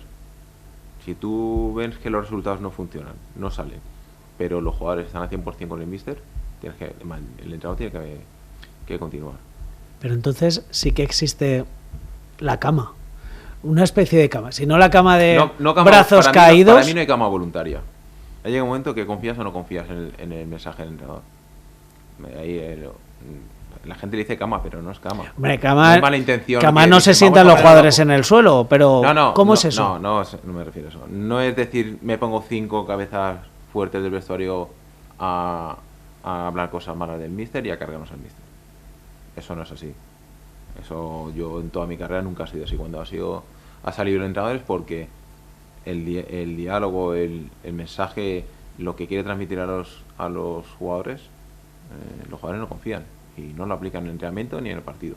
Entonces hay que tomar esa decisión y la decisión se toma por eso, porque hablamos con jugadores y dicen que que lo que hablan ya no transmite, que ya no están cansados de la forma de jugar, de los entrenamientos y entonces no ves solución, no ves que vaya a mejorar esto, porque lo malo que tiene el jugador es que cuando se le mete algo en la cabeza y es negativo, es muy difícil cambiarlo, es muy difícil volver a confiar en un entrenador y eso hay que tomar una decisión. Fíjate que estamos hablando, y ahora hablo del Valencia, estamos hablando de Corberán, ya muchas que tiene confianza en él, Ron Gurley, pero hemos hablado del vestuario que como que su mensaje ya no cala. Entonces, claro, estás dibujando esto y estoy pensando que yo lo digo, no es Corberán ni el primero, ni el segundo, ni el que hace 1000 de los entrenadores, ni va a ser el último. Esto va a suceder, está a la orden del día toda la vida. Y eso va a ser así. Yo personalmente creo que estamos en ese punto, en el Valencia, porque también en la actualidad el Valencia, no sé tú cómo lo verás. Al final, Chimo, eso lo sabrán la dirección deportiva y los jugadores y él.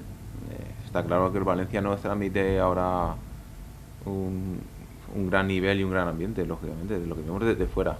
Luego dentro no sabemos realmente lo que pasa. Pero es verdad que ver a Valencia ahí pues te da a pensar.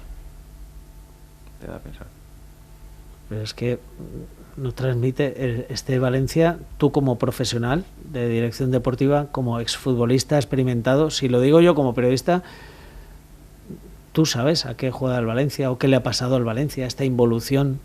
Y por qué antes te hablaba de la mejor versión de Rafa Benítez, la mejor versión de futbolistas, es que ahora mismo no hay 3 jugadores que digas están en su mejor momento, sino todo lo contrario. La gran mayoría está por debajo de su rendimiento. Sí. También pasa, mi punto de vista, que hay jugadores muy jóvenes. Lo que pienso yo. Que han sido importantes en ciertos momentos del año pasado o este año. De repente no lo son. Se quedan fuera. Y eso es difícil de gestionar. Hacen luego desconfiar también un poco del entrenador. Y no es solo un caso, hay varios casos de este tipo importantes donde han sido jugadores que con regularidad ahora no lo son, ahora vuelven a entrar. Y cuando un jugador ya está muy curtido, no tiene problemas. Pero en una plantilla tan joven pasa factura. Y luego no pueden dar el 100% de lo que son ellos. Y yo creo que eso también puede ser un factor de lo que está pasando. ¿Tú temes porque el Valencia algún día baje a segunda división? Por supuesto, está el objetivo en los últimos años es el descenso. Se está librando por los pelos. Ahora mismo está a 2 puntos. Tiene 2 partidos en casa donde son finales y donde puede coger esa confianza, esos puntos y salir de ahí. Pero puede ser, cuando juegas con fuego te puedes quemar. Y la gente dice, no, Valencia se salvará siempre. Pero llegará un año que las cosas no serán así. Habrán equipos por abajo que son buenos que se salvarán. Este año la suerte que tiene Valencia es que hay 6-7 equipos metidos en el bombo. Pero habrá un año que solo haya 2, él esté en la cuerda esa floja y caiga. Ojalá no, pero puede pasar. ¿Y el Levante? El Levante le va a costar un poco más. Le va a costar también por el puesto en el que está. La plantilla, al final hoy en día el límite salarial te marca mucho el nivel de la plantilla. Y el Levante económicamente como está le está costando. Sí que es verdad que ha mejorado el juego en los últimos partidos, pero los resultados no llegan y hay que sumar. Te hablaba de espinitas, yo con Manolo, lo tenemos de comentarista y hablo habitualmente. Manolo la tiene aquí clavada, la salida de Levante. ¿A ti te dolió tanto como a Manolo con lo de Javier Pereira, que fue una apuesta que hicisteis y que salió mal, pero se os castigó duramente por tomar esa decisión y por ese fallo? Tanto es así que os fuisteis con él, os fuisteis a la calle, Manolo y tú. Sí, la forma no fueron las correctas. No puede ser que estemos en una reunión hablando del míster, hablando de fichajes en invierno, de jugadores que tenemos con la dirección. No vayamos a casa tan tranquilos y luego a las 12 de la noche nos llame el presidente para destituirnos. No me pareció correcto. ¿Qué crees que pasó ahí en esas horas? No sé, ¿qué creo? No, sé lo que pasó. Se decidió que ellos iban a destituir al entrenador y dijeron que si nosotros éramos los que habíamos traído al entrenador también teníamos que ir fuera. Para mí es no lo veo bien porque siempre hemos estado atados de manos para poder firmar entrenadores que podían haber venido económicamente no podían venir. Y cuando tú vas en un puesto de dirección deportiva, cuando estás limitado por todos los lados, milagros no puedes hacer. Y si ves los fichajes que hicimos, eran jugadores de segunda libre, la mayoría de segunda libre, para competir en primera división, que luego han sido buenos jugadores, el tiempo lo ha dicho, pero no, para mí no fueron las formas correctas, sabiendo la situación del equipo cuál era. Tú habías conocido a un Kiko y ahí conociste a otro Kiko, no era el mismo. Yo conocí a Kiko anteriormente como jugador y la relación no era la misma. Luego con Kiko yo me llevo bien, no tengo ningún problema. Si la gestión es diferente cuando estás de jugador como estás en los despachos. Pero bueno, yo sí, sinceramente me hubiese gustado otra forma. Y yo creo que a Manol le pasó lo mismo que a mí. Después de tantos años, sobre todo Manol, la dirección deportiva, que ha estado no sé cuántos años, ha salvado al equipo bueno, lo subió, metió en UEFA, ha estado mucho. Le ha dado muchos millones al Levante con fichajes. Con las ventas, con fichajes regalados y ventas millonarias. Él lo tiene, le duele mucho más, por supuesto. Entiendo a Manolo perfectamente porque esto lo hemos hablado. Sí, pero es eso. Es que si piensas así, como has traído al entrenador, te castigo y te vas a la calle. También podríamos pensar, pues el presidente, que es el que puso esta dirección deportiva, también tendría que haber sido castigado y haberse ido a la calle. Para mí no es un criterio suficiente para destituir a una dirección deportiva. Es que sabiendo los medios que tenemos, sabiendo que íbamos a firmar un jugador que era muy bueno y por 100, 150.000, 300.000 euros no podía venir. Y entonces estás compitiendo contra equipos de tu mismo nivel, con un presupuesto, a nivel futbolístico me refiero, pero con un nivel 10 veces por debajo a nivel económico. Y eso no se valoró. Hombre, lo de Pereira fue un poco José Tomás, ¿no? Arrimarse demasiado. No, te arrimaste mucho ahí al toro. Te comento. Con Pereira. Entrenadores que podían venir no querían venir. Y el que podía venir no podíamos pagarlo. ¿Puedes decir algún nombre? No voy a decir, ¿Ahora qué ha pasado? No lo voy a decir. Dímelo. No voy a decir, Chimo. No voy a decir porque no, me parece una falta. Estamos entre amigos. No. Pero entonces tomamos esa decisión porque conocíamos cómo trabajaba, cómo era tácticamente. Tampoco se le dio mucha oportunidad. Estuvo 7 partidos o 8 partidos, ¿no? 5 o 6 partidos. Sí. Hubo que esperarle, que estaba en China, me acuerdo que también... Sí, hubo un parón, hubo que esperarle. Yo me acuerdo la primera semana delante de mí, Kiko darle enhorabuena al míster por el trabajo que estaba haciendo. Pero bueno, la pelota entra o no entra, es así. Los jugadores también se quedaron sorprendidos con la destitución del míster y nuestra. Luego vino Felipe Miñambres, que lo primero que hizo fue bajar al vestuario a decirle a Alessio Licci que cómo tenía que jugar nada más llegar del AVE al día del Betis. Yo es algo que le he criticado mucho y se lo he dicho en la cara a Felipe Miñambres y lo he mantenido, que no me parece. Tú has sido jugador, ya has sido director deportivo, tú dices que tienes relación con pero sabes dónde está el límite. Por supuesto. No sé lo que pasó, no sé. Bueno, pues te lo he contado yo, vale, porque lo han reconocido. Sí, pero recién llegado con el AVE a un Levante Betis. Y Alessio Licci, como era un chaval, ¿no? que ahora mira dónde está. Y dónde está Felipe, pero como era un chaval, pues se podía manejar, ¿no? Esto tiene que jugar. Luego gana en el Metropolitano y es gracias a la charla que les ha dado Felipe Miñambres antes. Pero bueno, te lo digo porque no me pareció justo lo que pasó con vosotros y cómo se trató, y luego de repente se le entrega todo a otro que viene de fuera, que no logra la permanencia, que se va a segunda división y que, como todos, pues tiene sus fallos, y es eso. Ni unos son tan buenos ni otros son tan malos. Miñambres. No iba porque el problema venía de raíz. Ya. Entonces, tú fíjate ahora todo lo que ha salido los últimos años de Kiko sobre la deuda. Hace poco en la Junta 16 millones de euros que van a encontrar facturas. Qué pena que otra vez murió de éxito el Levante. Le volvió a pasar la que pasó con Villarroel y en otras etapas. Bueno, es algo que ha salido, no sé hasta qué punto es real o no. Sí, bueno. Ha salido, ya, pero bueno. Pero ahí no voy a entrar. Gestionar un club es muy difícil, porque lo vivo de dentro. Yo tenemos solamente que gestionar un poco el presupuesto deportivo, pero gestionar un club entero No solo primer equipo, también filial, juvenil, cantera, femenino, fútbol playa. Es difícil. Pero cuando lo has hecho tan bien, como le pasó a Kiko, pues ahora no vamos a decir que Kiko fue un mal gestor por lo que pasó en el último año. Ni mucho menos. No, Kiko diremos que fue un excelente gestor, porque mira dónde cogió el Levante, dónde lo puso, y luego pues pasó lo que pasó. Y al final hay que hacer pues un análisis global. Pero bueno, Lo que pasa es que siempre, no solo en Kiko, sino en todos, se recuerda lo malo. Lo bueno no se le suele recordar.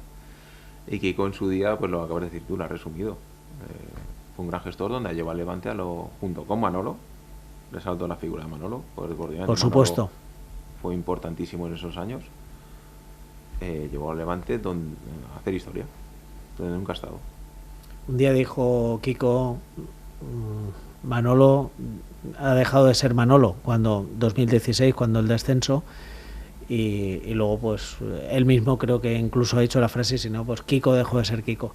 Pero bueno, nosotros vamos a quedarnos con lo bueno. Yo creo que ya hemos terminado la entrevista. Yo creo que hemos resaltado, nos hemos acordado de algunas cosas malas y de algunas, pero tu carrera deja mucho bueno y yo creo que lo hemos resumido. Entonces, lo director deportivo, ahora que eres ciclista y esquiador y tus negocios particulares, director deportivo, entonces... De momento un poco aparcado el fútbol. ¿Y el Valencia? ¿Y si te llama el Valencia un día? De hecho, de momento. ¿De momento? No, de momento está aparcado. ¿No te han propuesto nunca en el Valencia? No, nunca. ¿Nada? No. Ni en tus inicios, por ejemplo, Vicente entró porque Suso en su momento lo llamó, o Corona porque un día se lo trajo César. Quiero decir que ha habido oportunidades en la dirección deportiva en el Valencia. Sí, pero yo creo que ahora cambia un poco el Valencia en los últimos años. Quizás a lo mejor si hubiese sido presidente gente de aquí de la casa, pues es más probable que hubiese pasado. Importante, ¿el inglés qué tal? Bien.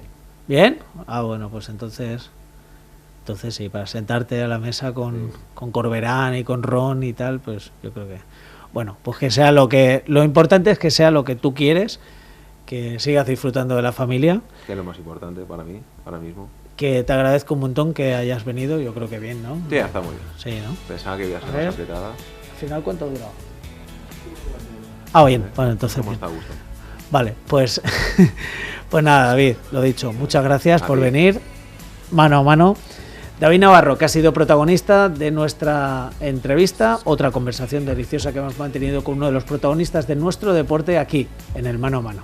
Mano a Mano con Chimo Más Mano. Un videopodcast de Radio Valencia Cadena Ser. Disponible en radiovalencia.es y redes sociales.